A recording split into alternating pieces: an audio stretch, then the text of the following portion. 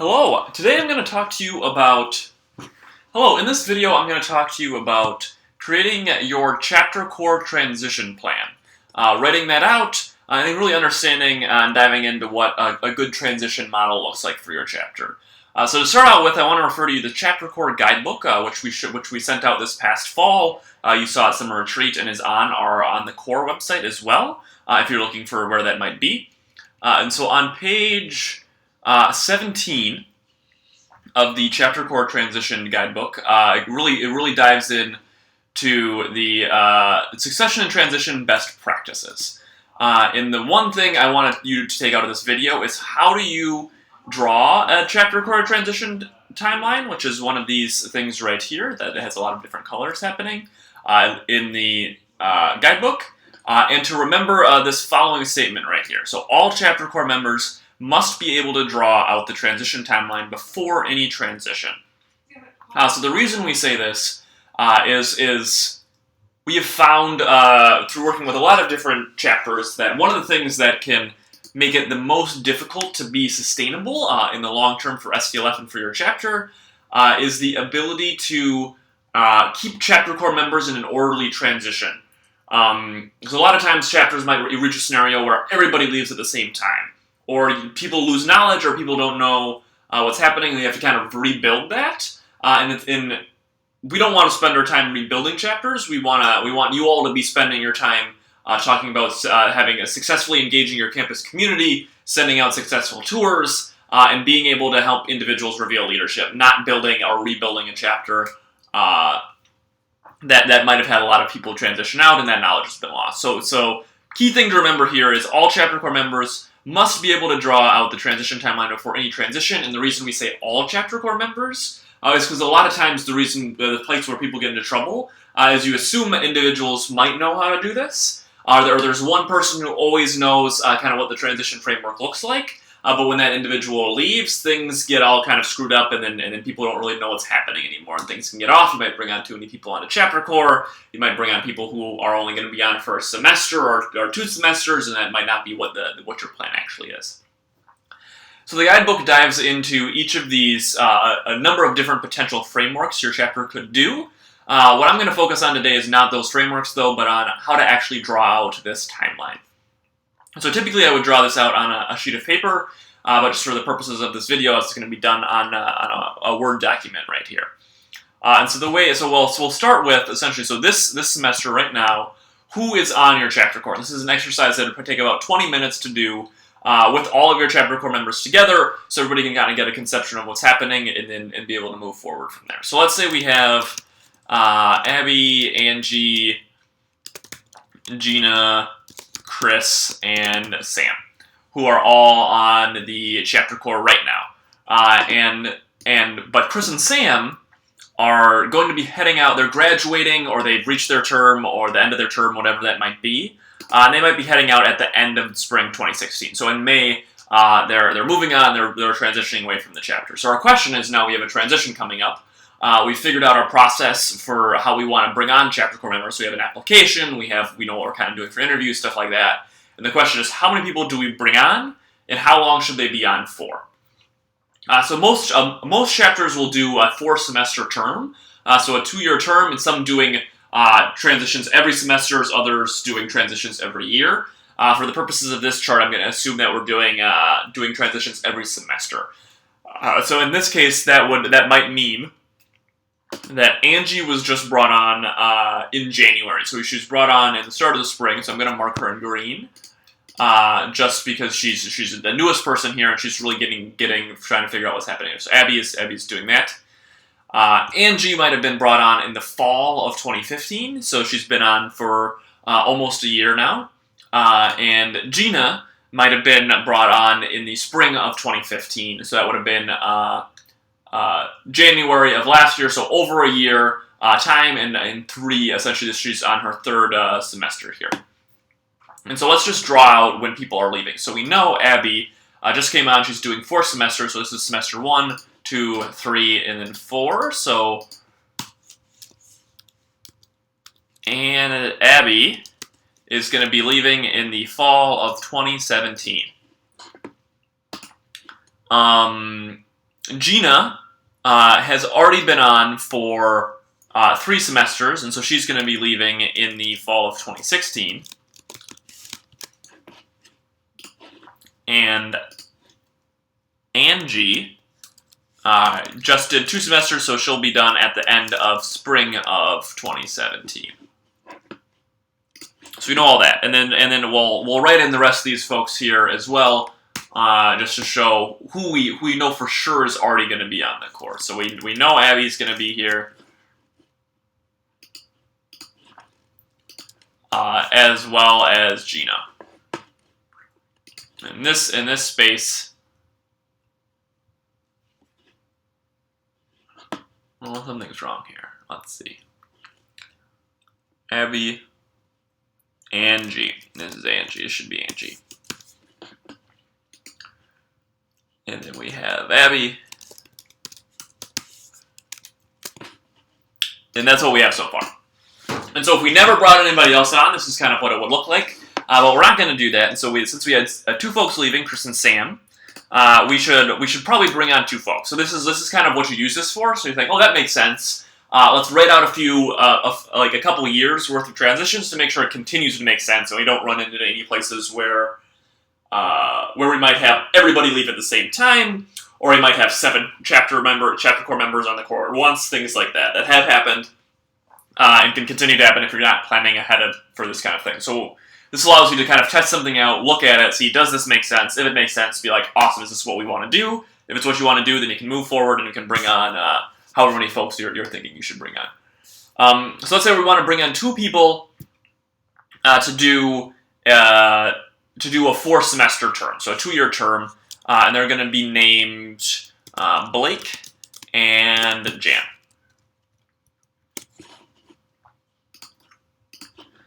So they're on, and so now we know in this semester we have Blake and Jan.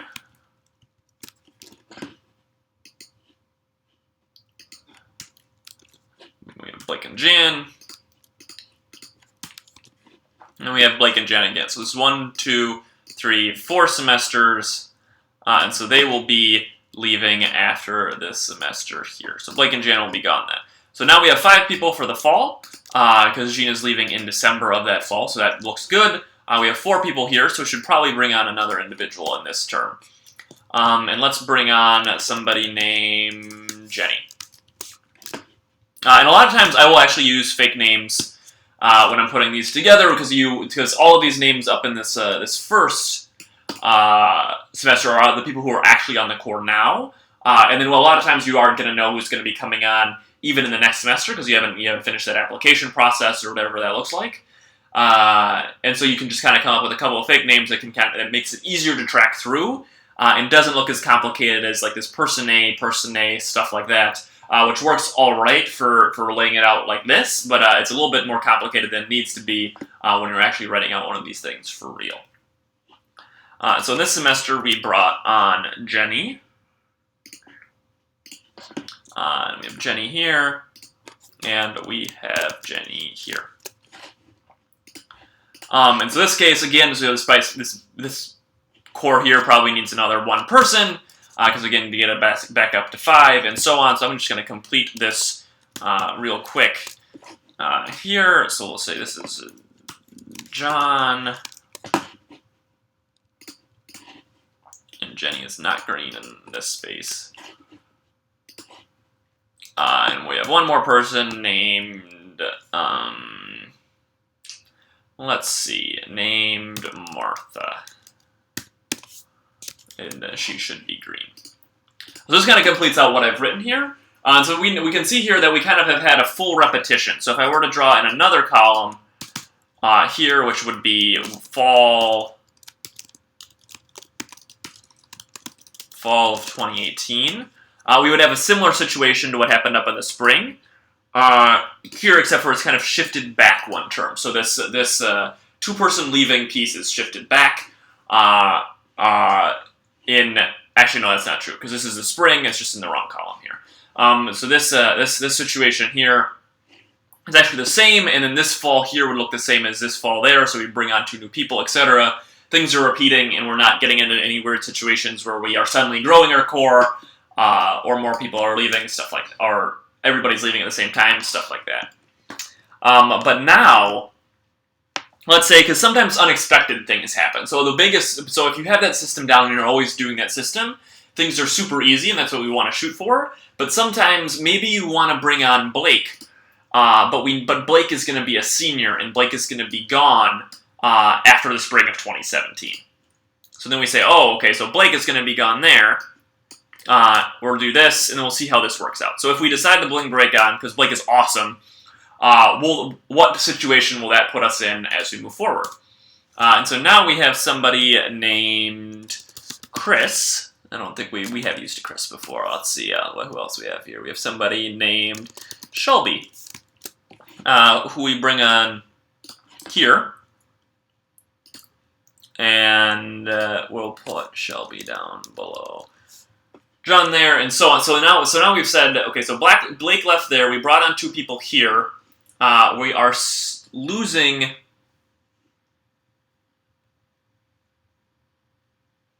only 1 person in this semester because the person who left would have been leaving in that semester. That makes sense. And so essentially if we kind of wrote this out again, what we've done is we've shifted this 2-person leaving thing instead of happening in the that spring of 2018 here, that's going to be moved to instead be the spring of 2019 is when that's going to happen. So that all ended up working out. It would make sense in this case. So Blake, we would be all right bringing Blake on, or bringing Shelby on and bringing Blake on in this situation here if he's only going to be on for a year because he's graduating. So that's a situation where, okay, that makes sense. That can work out. So let's go back and say we tried that out, and we did that there. But now, let's say that instead we have Abby here.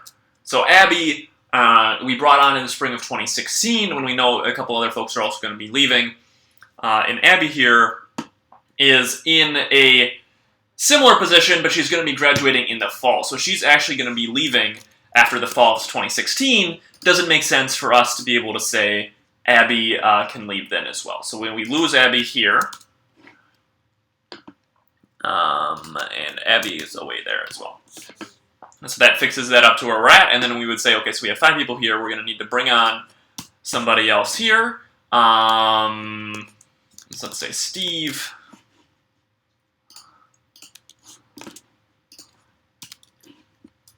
Steve, 1, 2, 3. I'm not copying Steve.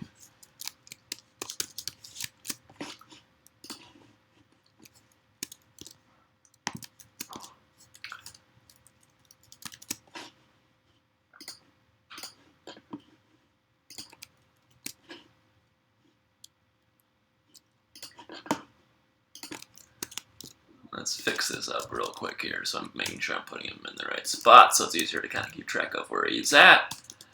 Okay. So we bring on Steve here instead. And is it true then that we don't have anybody leaving in the fall of 2017? That should be correct if I did everything here correctly. And so far, then this kind of continues on, and then we also will have Steve and Jenny both leaving in the fall of 2018. Steve, Jenny are leaving in the fall of 2018, and now we're having a situation where something is looking a little bit weird. So we didn't have anybody leave here. We're having 2 people leave in some places. We're having 2 people leave in some other places. Something's looking a little bit different than what we would maybe be wanting to happen here. And so this is something that we could draw out a little bit more timeline to see, does that make sense to continue on? Is this a situation where we really want to be saying here, it's all right for us to bring Abby on if she's only going to be on for a semester when we're already going to be having some of these other transition things happen here.